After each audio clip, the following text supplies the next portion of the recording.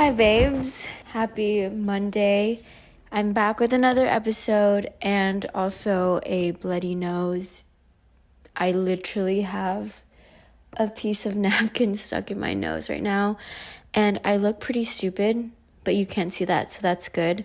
But hopefully it doesn't ruin the way that I talk. I'm trying really hard right now to keep my voice controlled and very normal. So hopefully you can't tell that there's a napkin in my nose. Before I get into the episode, as usual, I should start pre-recording these intros because I segue into the high-low buffalo and into the core part of the episode the exact same way. I even introduce my episodes pretty much the same way 99% of the time. And if I change it up, it's because I'm noticing that I'm doing it too many times. And I'm like, okay, I have to come up with something new because I just sound like a broken record. But anyways, high-low buffalo, starting with the high. As soon as I got back from Japan, I got to see two exciting things, which is one, LV. And she was so freaking happy to see us. But I think she was slightly happier at the place that she was staying because we actually dropped her off at my dad's house, and my dad's house had a bunch of dogs at the time. So she was definitely having way more fun. And also they let LV onto the couch, which we don't allow her. And I also just realized not everyone knows who LV is. LV is my dog. I have a dog. She's a Poodle Bichon Frise, and she's almost 2 years old in about 2 more weeks from now. She's the cutest, sweetest devil ever. And yeah, so we dropped her off there. She literally had the best time ever. She could jump on the couch, jump on the bed. She had dogs to play with all the time. There was a huge backyard. All the things that she can't do here. Here, we barely let her play with other dogs, because, you rarely see them in the street. And usually it's like kind of awkward when you pass by strangers with their dogs. It's like sometimes it doesn't go well, or sometimes the stranger doesn't really want you to be, playing with, like, their dog playing with your dog. And then we don't let her onto the couch and onto the bed. That is not my personal choice. That is my mom's choice. And I got to respect her opinion since it's her house. And yeah, so she definitely had a lot of fun there. But I was super duper. I think I was even more excited to see her than she was to see me. Another exciting thing about getting back from Japan was I got my new laptop. So I shipped it right before I left, and here's a freaking life hack for saving so much money. There are a few states in the United States that have no sales tax. You should take advantage of that if you know somebody in those states, or if you can manage to make a trip out of it, fly over there for a vacation and then buy the things that you want. So I bought a new Mac laptop, shipped it to my friend's cousin, I think, in Oregon, which is one of the states with no sales tax. Had it shipped over there, and then she shipped it back to California. I saved $100 and something. I also used the education plan, so I saved even more on top of that. And I got a gift card, and I used it to buy and replace my AirPods, which I lost. So a lot of exciting purchases. I'm just so happy with this laptop because I can edit just way faster now. I have the 15-inch MacBook Air. I used to have the 13-inch MacBook Pro. Just a bigger screen now. My keyboard used to be broken, yada yada. Basically, I'm super happy with it. For my low, I had, the dentist is literally not fun. Okay, basically, before and after the Japan trip, I had to visit the dentist. And I've been known, everyone knows that knows me, that I have an insane amount of cavities. And just a little fun fact that my dentist has taught me. Just a few things, actually. One is you need to floss. And it's not like a joke. It's like you gotta floss, or else it's gonna cause you serious problems. Like, learn from me. Use me as your example. I didn't floss for the longest time. And now I have I think I have 7 or 8 cavities, and I'm not even exaggerating. I have legit 7 cavities. And then the second thing is that once you get cavities, it's not because of what you're doing today. It's something that you did in the way, way past, and it takes a long time to build up. So once you have, not the best gums and your teeth are kind of just rotting, it is too late to fix it, but you can stop it from getting worse. So you can't make it better. You can't return it from 40% to 100%, but you can keep it at 40%. Just a fun fact. Not that fun, but just a fact. And so I went to the dentist, and it just always, every time I go to the dentist, it's just never cheap. I know that I'm about to drop a couple hundred, oftentimes $1,000. It's 99% of the time $1,000 at least. And so this time I dropped $1,000. And this was after kind of talking up the dentist and trying to get a discount. Before it was $1,000, 400, I think. And then I was able to get it down to 1,000. And yeah, not a fun purchase, but for some reason, the way that my mind works is I'm willing to drop a couple hundred for clothes, a bunch of clothes. But when it comes to somebody asking me to drop a couple hundred for my health, it's I'm angry. It's like, how could you do this to me? This is insane. But it's your health is way, obviously it should be a bigger priority to you. And so, you should be returning those clothes. Well, I'm talking to myself right now, but I should be returning those clothes so that I can pay for my dentist. Thankfully, I can afford both. But the thing is, I don't know why I get so fed up. I think part of it is because, and this is again a tangent, part of it is because I feel like I try my best to take care of my health for the most part. And I never plan for these bills to come up. So when they do come up, it's dang, that really sucks. And you forget how, I forget that, I can't live my life. I can't go on to the next day if my health isn't intact. So I take it for granted for sure. So yeah, but what a low. I hated giving them $1,000 for that.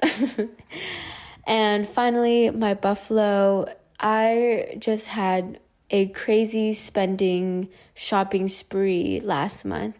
And it's just so weird. But I have this once a year. And last month it was August for me. This year it was August for me. And yeah, I just go through this every year, and it's just such an interesting habit I have, a long-term habit where I tend to shop a lot for just 1 month in the year. And yeah, so the dentist and my shopping habits just destroyed my bill.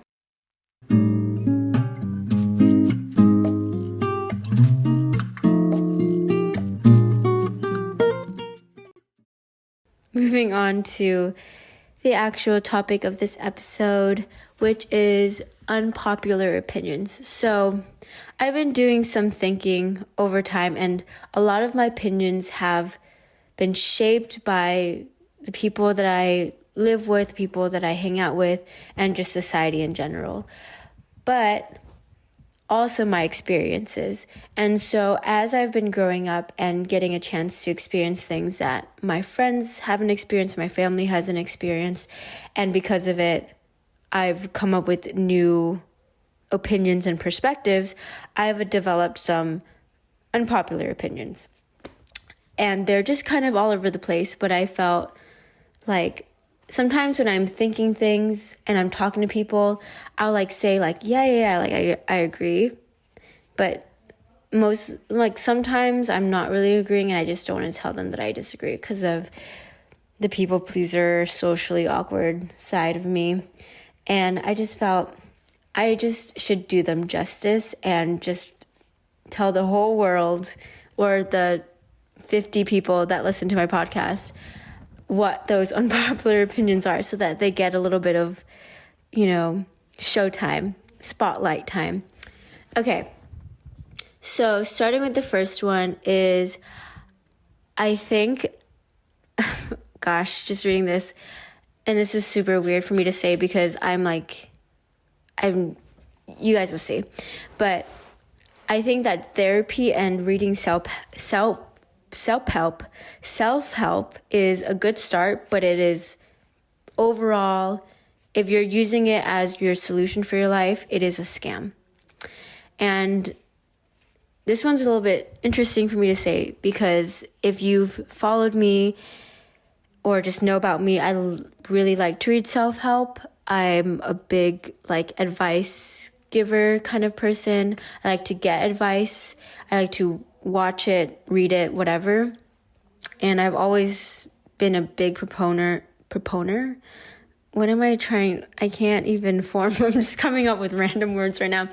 I'm a big supporter of therapy, but I've hit a wall recently where I'm starting to, go to these therapy sessions and read these self-help books, and I'm like, it's starting to sound exactly the same, but written in different words. And sometimes we do need that as humans, as I've noticed in myself. Even though I know something, I still need someone to keep telling me. It's not enough for someone to just tell me one and done.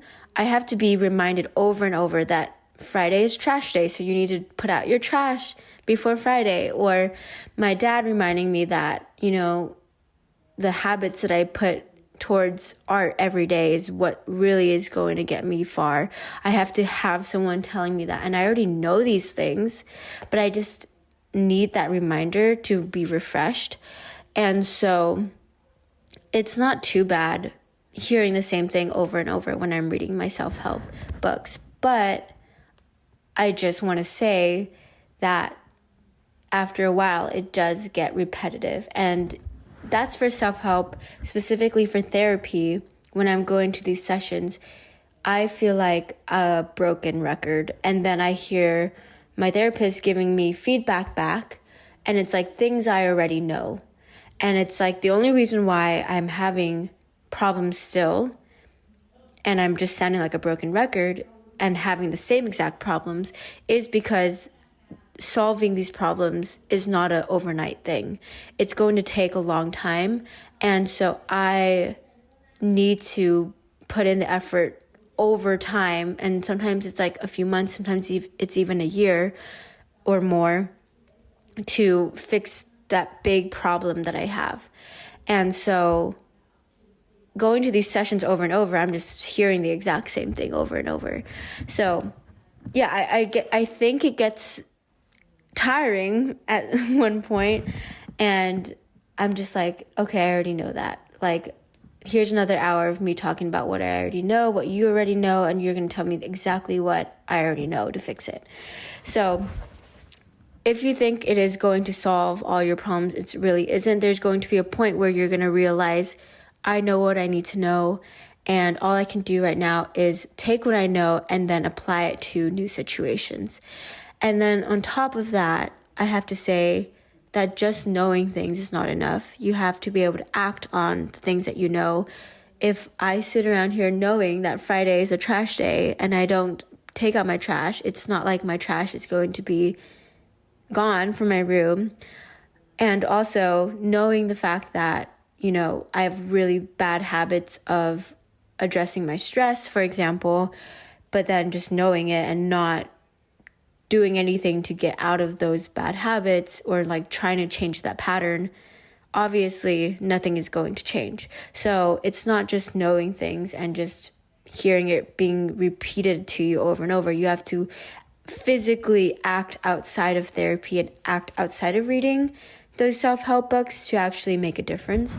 And just to add one more thing on this topic, it's easy to get trapped in reading and consuming this kind of content and thinking to yourself, oh yeah, like I'm making a difference because I'm learning more about it and I'm just trying to be more aware about all the different ways I can address it, or all the types of problems that there are out there and what they're called and their terminology. Like, yes, it is helpful to know it, but you're not really doing the work. Like, you're not lying to yourself, but you're delaying the actual work that needs to be done.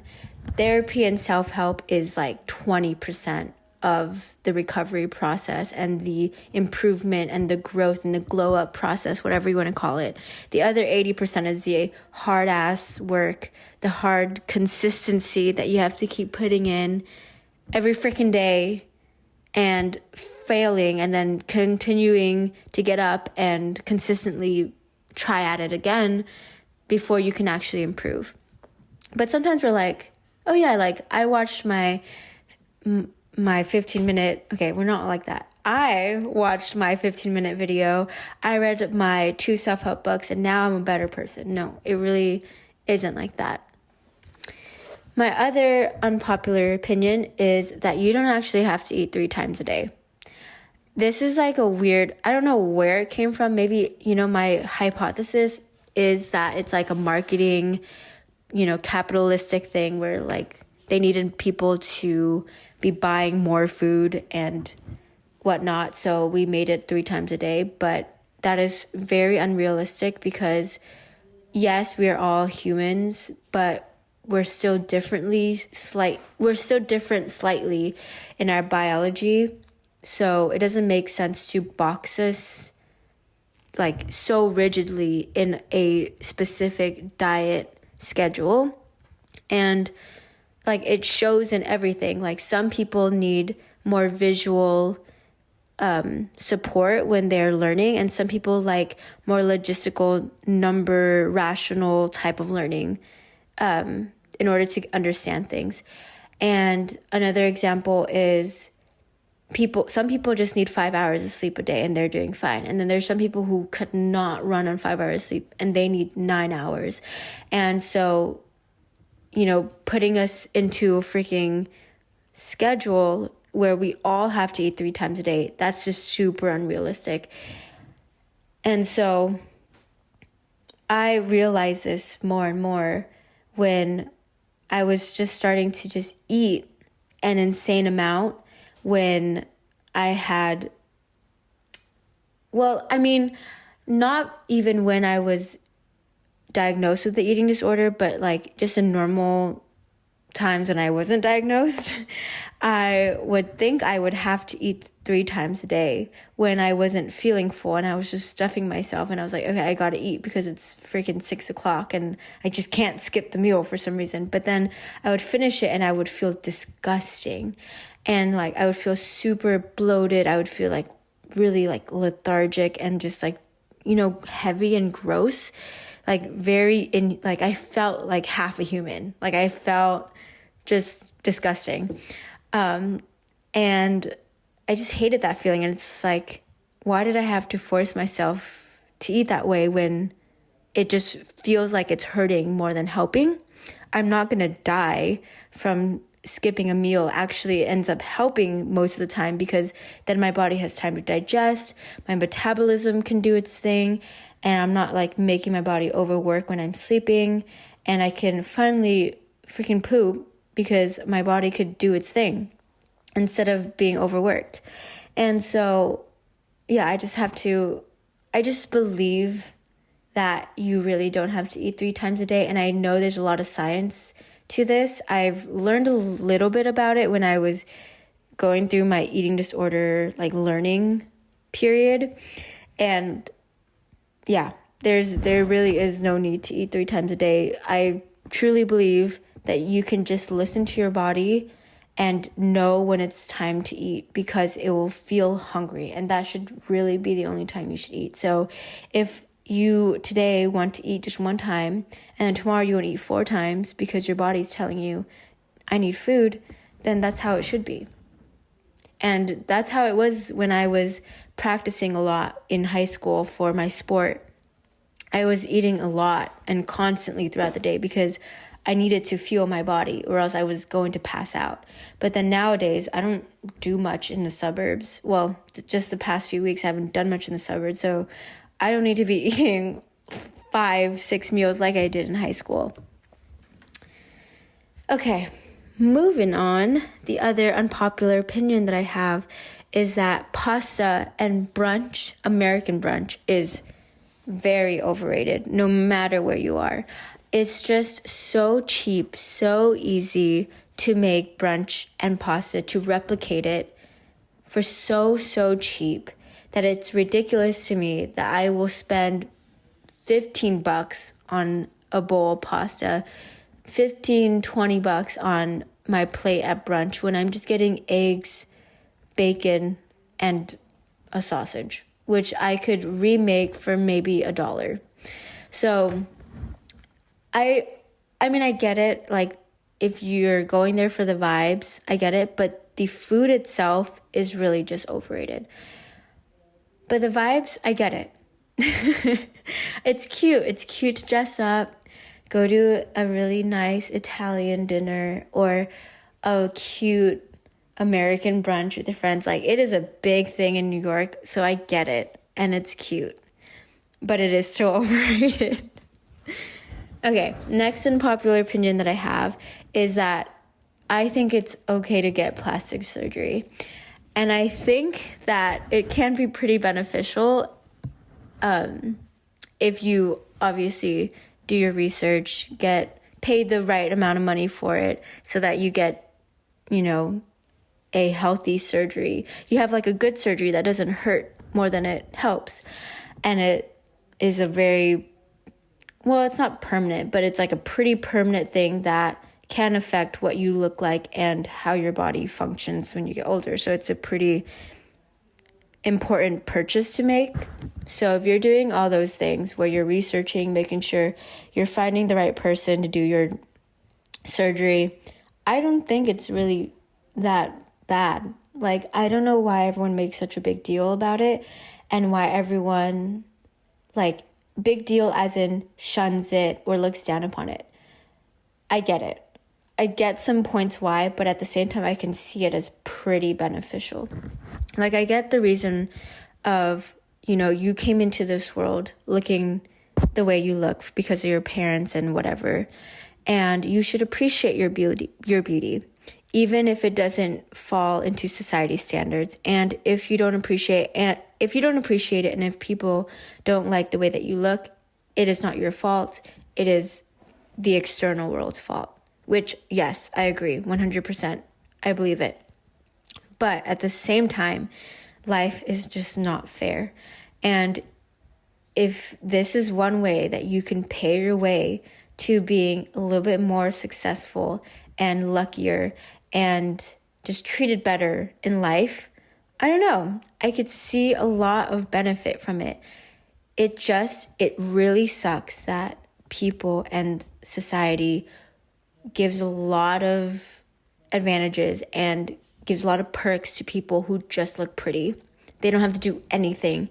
They don't need to give you anything, and they just need to look pretty. And it's just like how easy a lot of things can come to them, how many opportunities that they get, how they even get treated slightly better. Like, there is a real thing of pretty privilege. The fact that exists, it's unfair, but it is a thing. And it's not something that a lot of people like to admit, but it literally looks influence a lot.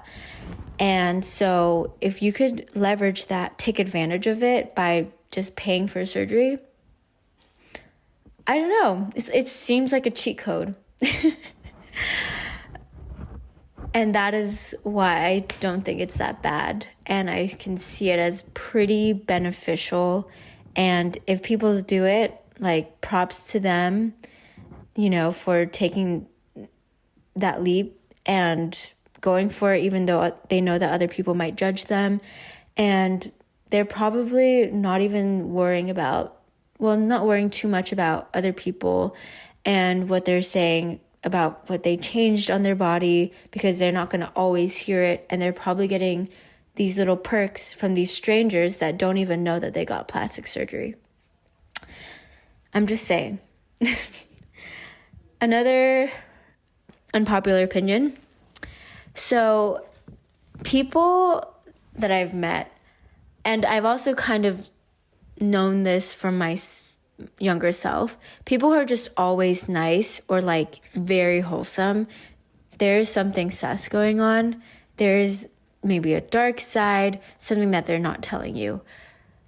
And I'm going to put myself in the spotlight. I'm going to just use myself as a guinea pig.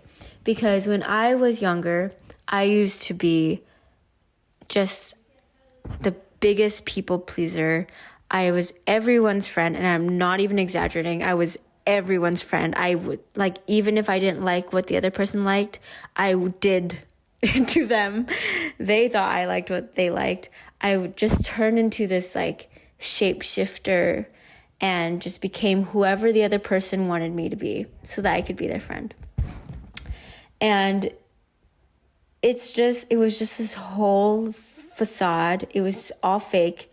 It was genuine, like as in genuine, like I was trying my best to be their friend. Like I wanted, to have that connection with them, and it came from a good place, but at the expense of me not knowing and allowing myself to be who I truly was. And so that was my caveat. So yes, I was always nice. Yes, I was freaking wholesome. Yes, I fit into the stereotype of the innocent, perfect, like trying to be perfect, quote unquote, goody two shoes, A+, wholesome Asian girl. I fit into it perfectly, but the part that was problematic was I was not being authentic. I really wasn't myself. I was being fake, and saying being fake sounds really harsh and seems like evil, but in this case, I didn't mean it that way. I was being fake, and it came to bite me in the ass afterwards because I didn't let myself be who I was, and so it just really messed up the way I grew up and tried to figure myself out afterwards. So yeah, I've just met some other people that are very similar, and I'm like, okay, you either have a dark side, you got some trauma issues that you need to address, or there's something else going on. There's no way, because anyone in life in general, even with humans and whatever, having things be black and white, that is not a realistic thing. Black and white doesn't exist. There's always a gray area. There's always blurred lines. It's never just very cookie cutter. And if you ever think something is a yes or no straight and 100% true or false, that is not true. There's always going to be a case where you're wrong, and there's going to be a middle ground. And so when I meet people who are on the very edges of a spectrum of really, really out there and, the complete opposite of being completely wholesome and nice, or somebody who's always wholesome and nice. If I met those types of people, I would just automatically be sus. There's something going on, because that is really unrealistic.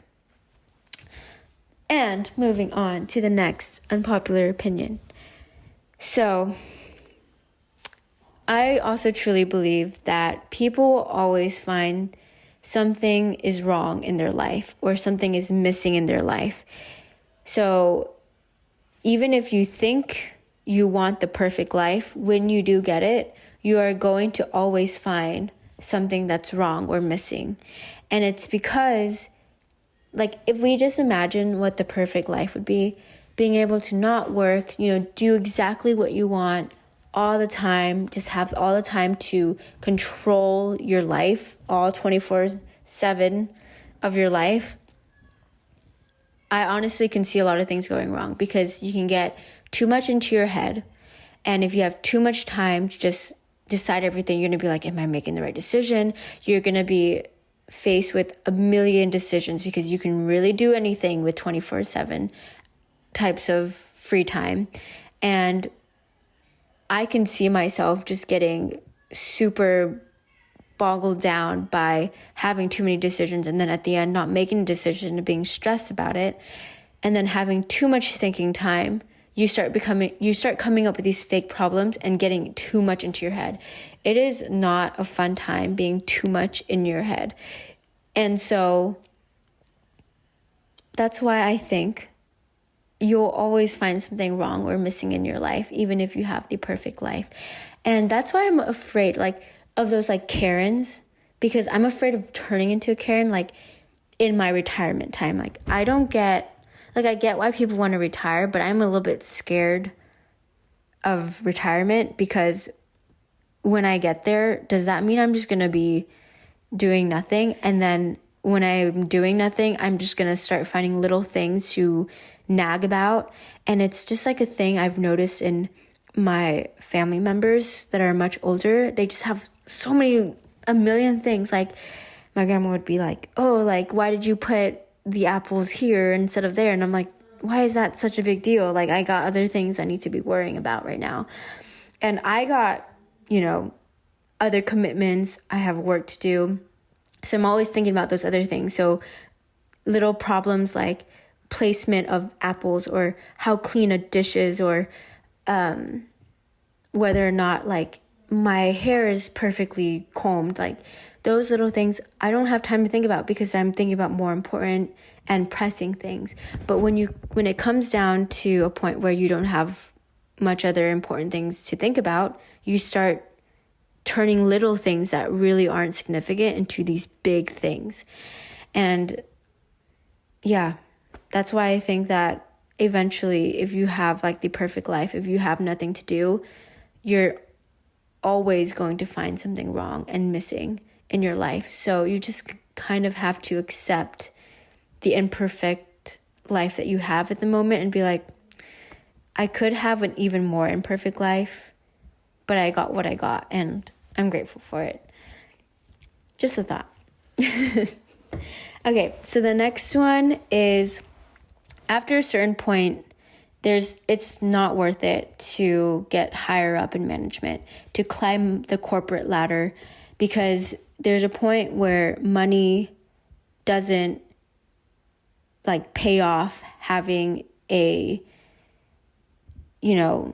stressed out, busy, extremely packed life where you're working insane hours and then trying to be there with your family. There's a point where money can't pay it off and cover it and make it worth it to have this better life.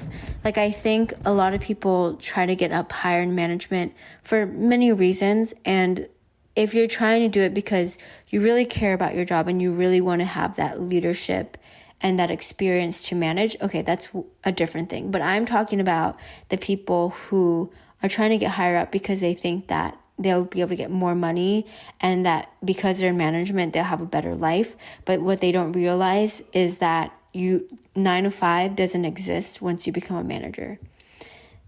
There's no such thing as a 9 to 5. 95% of the time, it's going to be an 8 to 8 or an 8 to 10 or a 9 to 7. And maybe some weekends are going to be worked. That is a very realistic case. And what I've heard from my coworkers who are managers is that this is a thing that not a lot of people talk about, is that when you go higher up, as you go higher up, your pool of candidates that are going higher up are getting smaller and smaller. So just think of so for myself, I'm in associate level right now. And there's thousands, millions of people applying to be an associate level because they're coming straight out of college or whatever, background that they have. They're starting off at the bottom, associate. So you have a pool of all these general candidates from different backgrounds, community college, Ivy Leagues, no college, self-taught, whatever. So you're competing against everybody. And then as you move up at the higher level, you take the best of the associate level and you move up to the next position. And that pool is slightly smaller than the general level, right? Of the people who actually made it into the associate level of that company. And so you get the best from the associates, and then you put them to, I don't know, associate level 2, whatever it is. It doesn't matter, but you guys see what I'm saying. And then from there, associate level 2, the best of the associate level 2s, only one can be a manager, because a manager, usually there's just one position for them. And it's not like you can have like 10 managers for the same kind of position. You can have 10 associates, but you can't have 10 managers. So it starts getting even more stressful, and you start getting put into a position where it's easy for somebody who's just as good in performance as you. They can easily replace you because they're all fighting for your position. The people that work under you are waiting for you to fail, or just waiting to get your position, even if you don't fail. And that's pretty tough, because that means you don't have as much control or freedom to, take breaks at work, to say no to projects, or to say no to working overtime a little bit. And it's just rough. And I've been seeing a lot of my coworkers go through this, and they have talked to me about this, and I'm just like, what is it like? Like, why, what were you thinking? kind of question. And they're like, yeah, it's rough up here. It is super competitive. It is tiring. And I'm just like, I don't envy you. I didn't say this to them, but in my head, I was just thinking, like, I don't want to be where you are. You're like, seeing you every day, you're not like my goal. You're not somebody I look up to at all. I'm happy where I am as an associate right now. Maybe I'll go up in a few more levels, maybe just for slightly more pay raise, because yes, there's a point where I'm at a point where like the money would be nice. Like, to have more money would be great to have, and it would be worth working a little bit extra. But I know there is a line, and I know there's a lot of people out there that are looking to climb that ladder and just keep on going to the top. But for me, I don't think that it's worth it to move up at a certain point. Okay, finally, for my unpopular opinions, there's nothing wrong with being a Nepo baby or using a family or friend to get a position.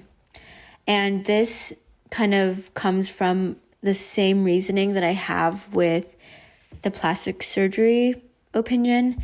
And it's that life, sadly, and this is a reality, is unfair. Life just freaking sucks for some people more than others. And if you have the chance to get help from a family or friend or someone in your network, just use it, because everyone else is doing it one way or another. You just don't hear it. And if you can just leverage it, you might as well do it. And life, like, just an example to really just set the stage. When you are born, you're already born at a different advantage than everyone else. So some people who are born into a poor family with no connections, they're behind the starting line. And then there's some people who are given parents with insane connections, all the money to go to these schools, take these classes, get these certifications, whatever, and they're starting way farther ahead from the starting point. Just from the get-go, no one's doing anything. You just were born and you just popped out of someone's vagina, and now you're in a different position and you're already in a better place or in a worse place. And life is just like that. And it just doesn't make sense to have the people who are way, way, way farther in front of the starting point to go all the way back, starting from where the people who are behind the starting point starts at. Like, it doesn't make sense to put everyone back there. Like, it's not going to happen. There's no way. We can imagine, we can create this hypothetical dystopian utopian, whatever society that you would imagine, you can see like it in Divergent if you want to see how it happens, Hunger Games if you want to see how it happens, whatever it is, that's your reality. You can watch it on the TV. But that is not happening right now. And so being faced with the cards that we've been dealt and the status and the situation we're put in this world that we're in, it just makes sense. And it doesn't seem that terrible to leverage your network, your family, your friends. So I get it. Like, I came from a very judgmental place where I really did judge and get annoyed with people who took advantage of their network and their family and friends to get a better position. And I still am angry about it. But that's just how it is. Life is unfair. So if you're given the opportunity, you should just take it. If I was given the opportunity, I probably would take it too. And that's the end of the story. Okay, but thanks for listening. Let me know if you disagree or agree with these unpopular opinions. I really love, I wish there was a way for people to respond to these podcasts and send me a message and their opinion through their own voice memo. These are basically me just talking out of my ass to myself and just listening my own voice, repeat thoughts that I always have. But I love hearing when my friends respond to them and tell me their opinions, if they agree or disagree, it doesn't matter. And it's just so fun to hear people react. So if you want to send me a reaction or let me know what you think, I think Instagram would be the best place. But anyways, don't forget to like and follow this podcast. Again, it literally means the world to see people listening to my podcast. And it makes me feel like I'm not just, having these thoughts in a silo and that I'm not stupid for starting this podcast. So thanks for listening if you've been listening. And if you're new here, thanks for coming on and staying on for this long in this episode. And yeah, have a good rest of your week as always, and bye.